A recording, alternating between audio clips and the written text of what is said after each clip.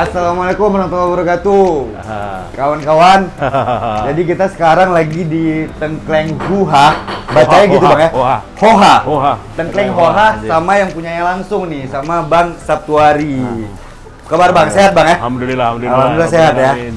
Nah, jadi sebenarnya Bang, aku tuh ngikutin Abang tuh udah lama kali Bang.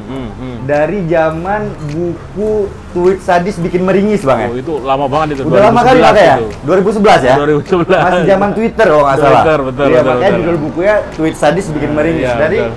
Jadi dari zaman itu aku udah ikutin Abang, udah baca buku Abang. Aduh, ini keren kali nih gitu kan. Dan alhamdulillah 9 tahun kemudian dipertemukan nih Bang. Oh, Masya Allah, alhamdulillah akhirnya ketemu ya. Aku follow Abang juga nih ceritanya kan. Jadi mau minta di follow back sekalian. Gitu Bang. Nah, Oke. yang kita mau korek-korek lah ibaratnya Bang dari Abang nih perjalanannya Bang, ibaratnya kan. Jadi kalau di Twitter kan Abang dulu udah famous lah. Ya. Terus di Instagram juga public figure lah kita bisa bilang ya. Followernya banyak gitu kan. Nah, dan aku juga ikutin Instagram Abang dan aku lihat bio-nya itu memang provokator entrepreneur gitu Bang. Itu kenapa tuh Bang membranding sebagai provokator entrepreneur? Yes, jadi gini Rob, dulu kan aku memang sejak kuliah tuh udah jualan. Ya. Waktu kuliah di UGM tuh aku udah jualan macam-macam tuh. Dari jualan celana gunung, jualan batik, jualan stiker, sampai ayam aja aku jual, ayam kampung, muter itu toh. Nah, terus ketika sudah lulus aku berkeyakinan memang mungkin profesiku ini harusnya menjadi seorang entrepreneur, buka usaha. Ya. Karena nggak nyaman kerja di sebuah institusi besar, jadi pegawai negeri nggak cocok banget lah ya toh. Ya. Modelnya tipe diriku tuh nggak bisa dikekang. Oke. Akhirnya mulailah 2005 tuh setelah lulus dari kuliah aku bikin kedai digital di Jogja. Pertama itu walaupun modalnya sangat terbatas, hanya dari sebuah kandang beca sempit gitu. Ya. Terus juga waktu itu sempat kena gempa, hancur lebur. Ya. Tapi dari sanalah ternyata menjadi proses kita untuk bisa besar, proses kita untuk bisa berani mengambil resiko lebih banyak lagi. Ya. Karena seorang entrepreneur itu tidak bisa kita hanya santai-santai. Betul. Jadi kita harus ketika sudah rela terjun harus berani mengambil banyak hal-hal luar biasa dalam bisnis kita ke depan. Ya. Karena kita punya usaha yang jadi tempat usaha mencari rezeki orang banyak. Tengkleng Hoha sendiri karyawan ada 17 orang. Supplier pun 15 orang. Supplier yang nyuplai kambing, daging, ya? Betul, kambing tulang itu 15. Yang parkir 2. Jadi kalau jadi seorang pengusaha harus bisa bertanggung jawab penuh. Betul. Belum kalau aku beberapa usaha lain kan ada yang kedai digital, ada Jogis, ada Jalu Sugih, ini kan produkku juga kan. Iya, seperti ini. Aku baru tahu kalau yang Jalu Bang. Kalau kedai digital duluan mana tuh Bang? Buku Tweet Sadis Bikin Meringis apa kedai digital? Kedai itu bisnis pertama yang dalam tanda kutip resmi ya. Ya. Karena setelah lulus kuliah. Kalau sebelum kuliah kan aku jualannya macam-macam lah ya. Jual jalanan. Serabutan lah ya. Serabutan. Nah, setelah punya kedai digital baru semuanya tertata. Berarti aku salah tadi Bang. Berarti aku udah ikutin Abang bukan dari Tweet Sadis, tapi dari kedai digital. Karena di Aceh ada kan? Aku Aceh Bang kebetulan. Oh iya. Di Aceh ada tuh dulu ada mitra aku di sana. Masjid Oman kalau nggak salah tuh kedai digital. Pak Amir mitra aku di sana ya. Betul. Terus gimana? Jadi aku sih berpikir memang sekarang memang tantangannya lebih berat, terutama masa Covid kayak gini kan. Berapa banyak orang yang pengen menjadi entrepreneur tapi permodalan jelas terbatas. Betul. Dalam kondisi kayak gini sebanyak usaha pun sampai tiarap. Ya. Memang sekarang yang mau mulai usaha sekarang tantangannya lebih berat untuk menemukan hal-hal baru yang bisa dieksplor lebih banyak lagi. Betul. Tapi sebenarnya peluang itu selalu ada. Misalnya Bang? Contohnya begini, saat ini jualah barang-barang yang memang dibutuhkan pada masa Covid. Oke. Masa Covid ini kan harus dibutuhkan sesuatu yang memang benar-benar orang harus jeli melihatnya. Ya. Ketika kemarin masker sama hand sanitizer awal-awal nggak ada, nggak usah jual dengan cara mafia aja. Nggak usah ngambil. Karena mafia banyak ya. Kamu ambil untung satunya 10.000, 20.000 aja udah untungnya luar biasa. Karena semua tempat ludes. Ya toh, nggak usah numpuk ngambil untung ratusan ribu, nggak usah. dengan cara normal saja ketika orang butuh berapapun orang mau beli. Betul. Sekarang grafiknya turun karena masker sudah banyak, hand sanitizer sudah banyak. Pabrik-pabrik masker udah stabil lagi. Di modern dan minimarket, hand sanitizer juga udah masuk dan jadi normal lagi. Jadi itu hanya 1,5 bulan pertama tuh. Kejadian itu 1,5 bulan sampai 2 bulan pertama. Sekarang udah normal, udah nggak jadi. Kecuali dan banyak penimbun tuh Bang jadi korban. Jadi malah disyukurin sama orang. Iya mampus malah dibully, rasain. Rasain. Tapi ada juga orang yang ngambil sisi-sisi tertentu, misalnya sudah bermain di kreativitas. Masker sekarang sudah yang ada logo perusahaannya. Betul. Bahkan ada yang gambar wajah. Desainnya lucu-lucu. Bahkan gambar wajah ada yang sesuai dengan wajah pemesannya itu ada bisa. Artinya apa? Sebenarnya produknya sama tapi melihat perkembangan dengan sangat cepat itu mereka menyesuaikan, itu bisa. Yang kedua, ketika vitamin C kemarin dianggap salah satu cara menambah imun. Betul. Semua vitamin C ludes. Habis, betul. Dan harganya naik, sekalipun ada, kalau sekalipun ada, beli nggak boleh banyak. Belinya satu dan mahal. Satu strip isi 4 itu hanya untuk satu orang. Betul. Tapi aku punya teman yang dia jeli, ternyata dia dari dulu sudah menyiapkan jualan lemon. Lemon botolan itu.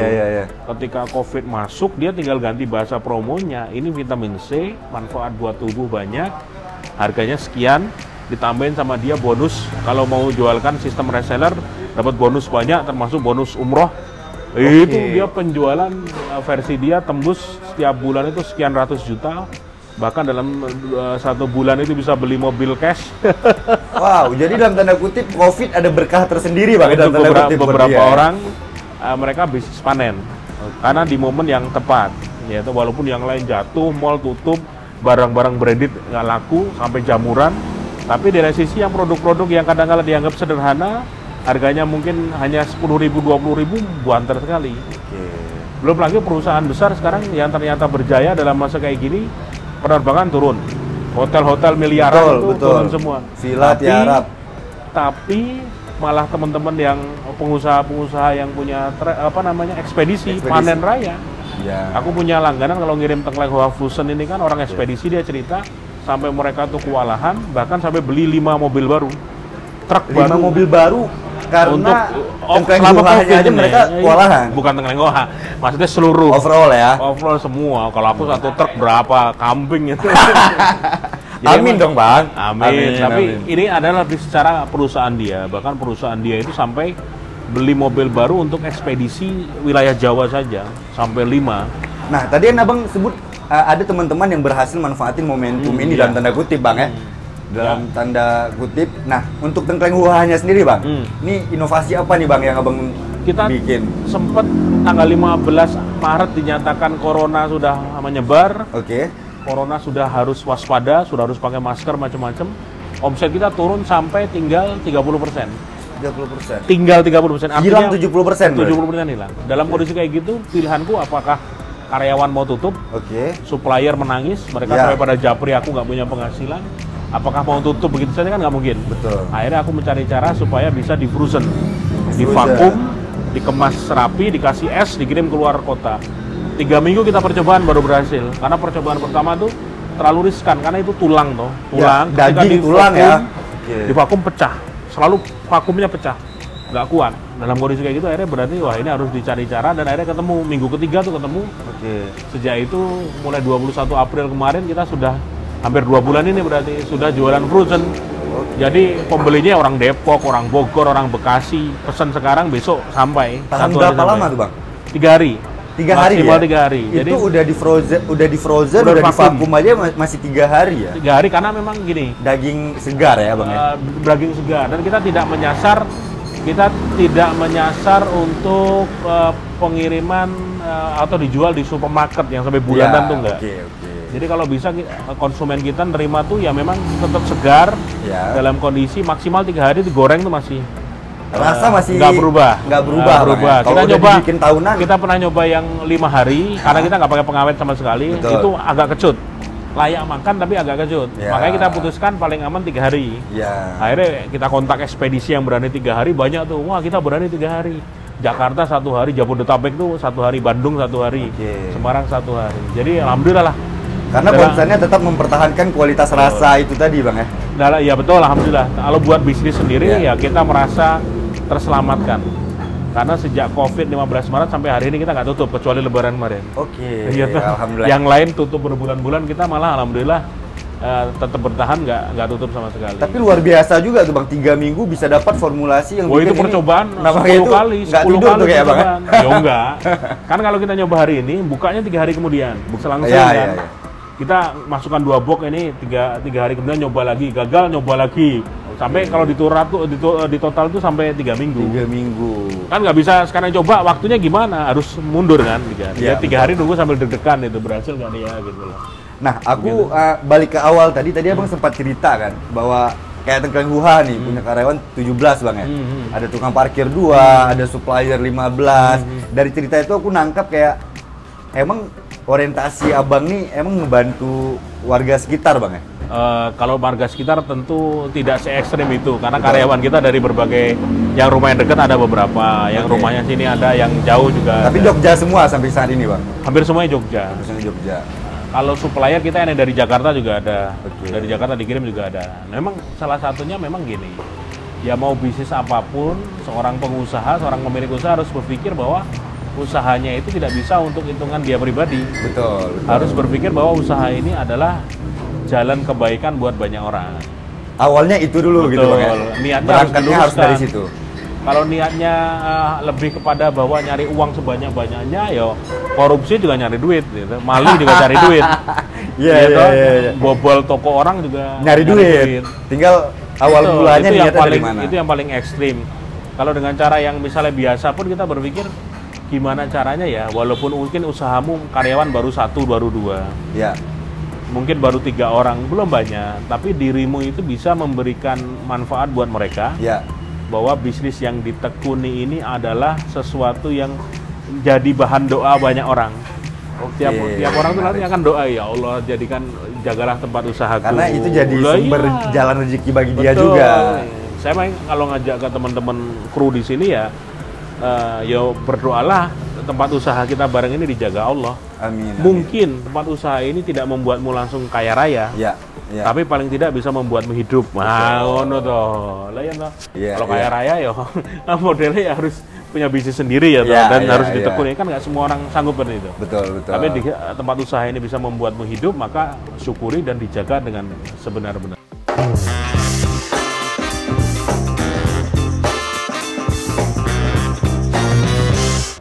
Ya. Nah, jadi ada yang menarik Bang tadi Bang. Sebelum aku kesini, aku googling nih Bang. Aku ketik di Google tuh Sabtuari. Jadi salah satu suggestion dari Google tuh tau nggak Bang? Apa itu? Sabtuari riba. Nah itu gimana tuh Bang? Kenapa bisa sampai Google nge-suggest jawabannya di sini? Sabtuari riba. Di sini. Jawabannya di sini tuh. Apa nih Bang? Jamur lunas itu aku jualan. Oh, jalu itu arti jamur lunas. Oke. Di sini kemasannya adalah tips lunas utang. Di sini ada tips lunas utang. Oke, aku lihat juga Bang. Ini sugih usus nagih. Belakangnya tips nagih utang. Oh, ini ini lunas utang. Kalau ini nagih utang. Ini nagih utang, ini lunas utang. Ini kakak adik. Ini udah setahun setengah, ini baru 6 bulan. Tapi mereka launchingnya sama-sama Januari, tiap Januari. Oke. Ini menginspirasi orang. Snack, kalau snack biasanya isinya kan cuman bumbunya apa. Betul, komposisi gitu ya. Kalau aku tak explore menjadi cara untuk syiar. Betul. Karena zaman sekarang korban utang itu banyak sekali. Iya. Dari pinjaman online banyak banget. Pinjaman online itu korbannya puluhan ribu orang. Ya. Belum yang mohon maaf di lembaga-lembaga keuangan yang resmi ketika tidak bayar, banyak juga ketika bisnisnya gagal mereka tidak bisa mengembalikan pinjaman, diteror, keluarganya hancur, ada yang sampai cerai, ada yang sampai berita yang kemarin malah sampai terjadi pembunuhan gara-gara utang. Oke. Artinya riba itu jatuhnya memang mayoritas dalam akad utang. Oke. Sementara dalam agama Islam, agama Nasrani pun juga dilarang riba. Dilarang kamu ngasih pinjaman dan mengambil bunga dari mereka tuh nggak boleh. Karena efeknya luar biasa. Hadis Nabi itu salah satu dosa menghancurkan riba. Jauhi 7 perkara yang menghancurkan, salah satunya dosa riba. Jadi kalau kita lihat berita nanti kamu di Google ketik bunuh diri karena utang. Jangan tanpa riba loh. Bunuh diri karena utang. Nggak usah nyebut riba dulu. Bunuh diri karena utang, maka ribuan kisah di Google muncul orang-orang yang bunuh diri, gantung diri, nembakin pistol, minum racun itu gara-gara utang. Dan utang itu nggak mungkin ya zaman sekarang dipinjemin, kamu tak pinjemin ya 10 juta, udahlah bayar semaumu, nggak usah pakai bunga, itu ada tapi jarang. Sekarang kalau kamu tak pinjemin 10 juta, tiap minggu 5% gitu, bunganya. Dan gitu. Ada yang kacau lagi sebenarnya Bang. Gimana tuh? Dan kisah nyata bisa banyak lah cerita kalau kita mau googling atau di Instagram juga banyak. Yang begitu baru telat beberapa hari gitu kan Bang, itu semua kontak kita diakses tuh Bang. Nah ya memang pinjaman online kayak gitu, karena dia punya kemampuan menyedot data kita. Karena ketika menginstal aplikasi tersebut, kita harus setuju mereka bisa melihat isi handphone kita. Gak karu-karuan. Jadi ketika Jalu Sugi ini aku jual sampai sekarang dimanapun, reseller kita ada ratusan orang. Jualan snack dapat untung jelas, tapi di lain sisi kita sebenarnya CR, mengajak orang nggak punya utang, ngajak orang untuk nagih utang, karena nagih utang juga penyakit. Artinya apa? Banyak orang ngutangi tapi nggak tega nagih. Itu kejadian karena temen, saudara baik-baikin. Yang ngutangi nggak tega nagih, yang diutangin nggak tahu diri. Itu kejadian di mana-mana. Kisahnya tadi mana-mana. Wow, semua kota di Indonesia. Jadi ini kolaborasi dua produk ini. Kalau kamu punya utang pengen bayar, makan yang ini, baca tulisannya. Kalau kamu hobinya ngasih utang nggak berani nagih, makan baca yang ini. Ini. Menarik. Ini lucu dan unik nih Bang. Gitu loh. Nah, jadi aku lihat di sekitar sini pun Bang, Teguh ini isinya syiar semua di Bang. Sebelah sini silakan sholat dulu, buat apa tampak kaya kalau semua utangan aja. Jadi emang Abang berarti bisnis selalu nyelipin syiar Bang ya? Hoha ini yang paling kenceng. Hoha ini yang paling kenceng secara syiarnya Bang? Secara syiar karena ketika kondisi normal ratusan orang datang ke sini.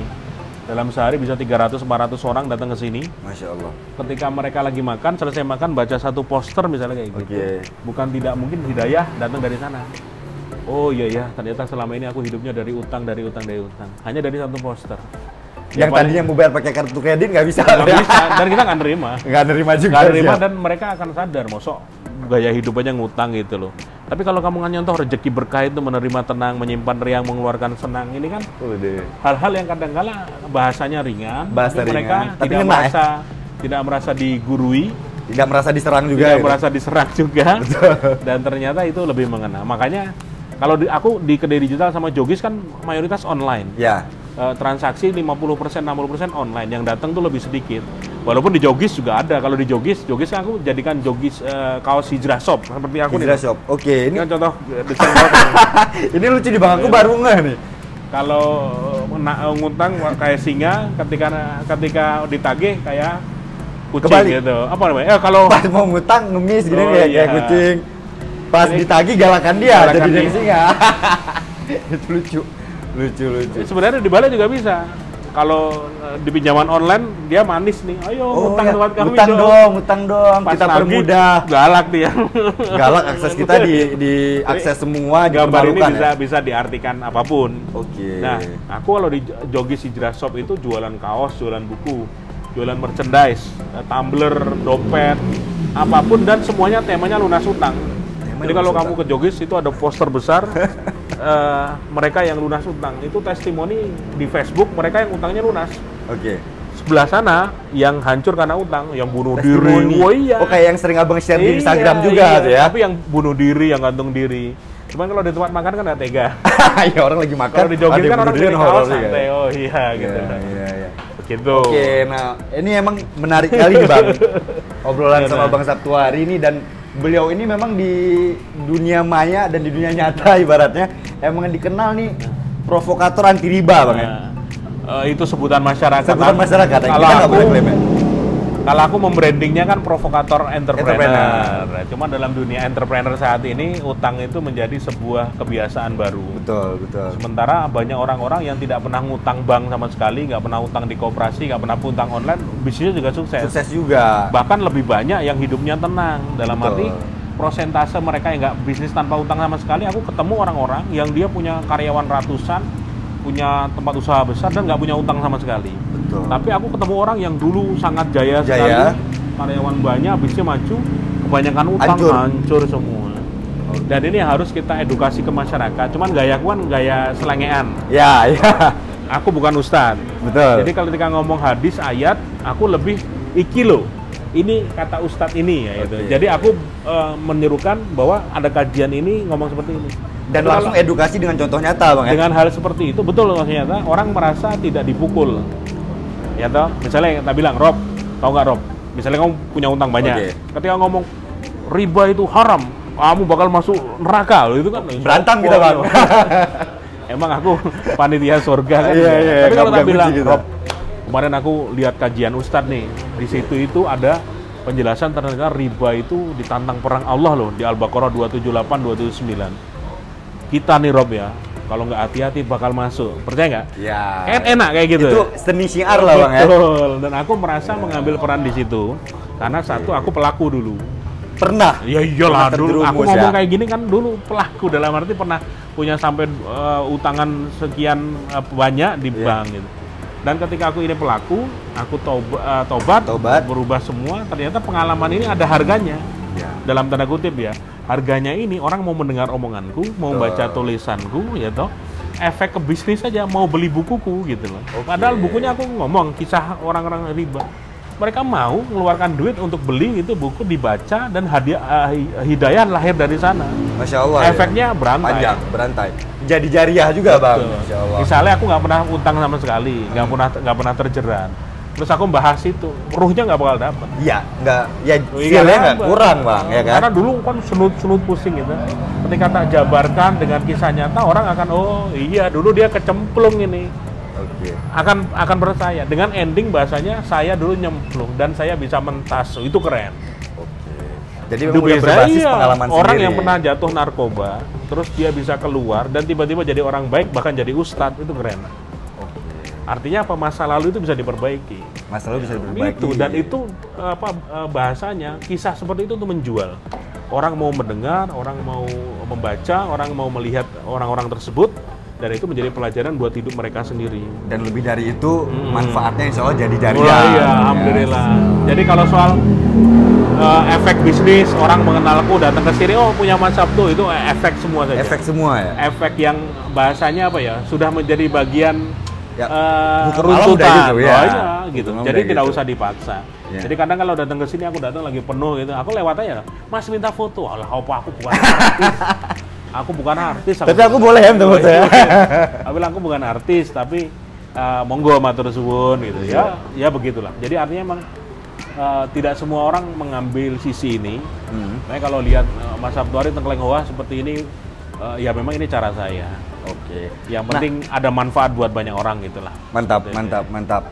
Nah, kawan-kawan, ini emang menarik kali nih sama Bang Sabtuari pembicaraan dari tadi. Nah, mungkin tadi Bang Sabtuari juga udah sampai dari awal ya. Beliau sibuk juga nih malam ini, Bang ya. Biasa kalau malam anak itu harus ditemani terus pokoknya. Mantap. Karena istri lagi hamil tuh ini, alhamdulillah. Jadi hamil lagi, Bang, yang ke? Mau kedua, alhamdulillah.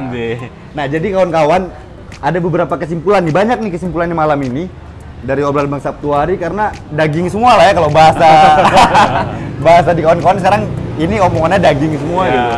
Jadi kesimpulan yang kurang lebih bisa aku rangkum, yang pertama itu tadi memang obrolan berangkat dari COVID dulu, Bang ya.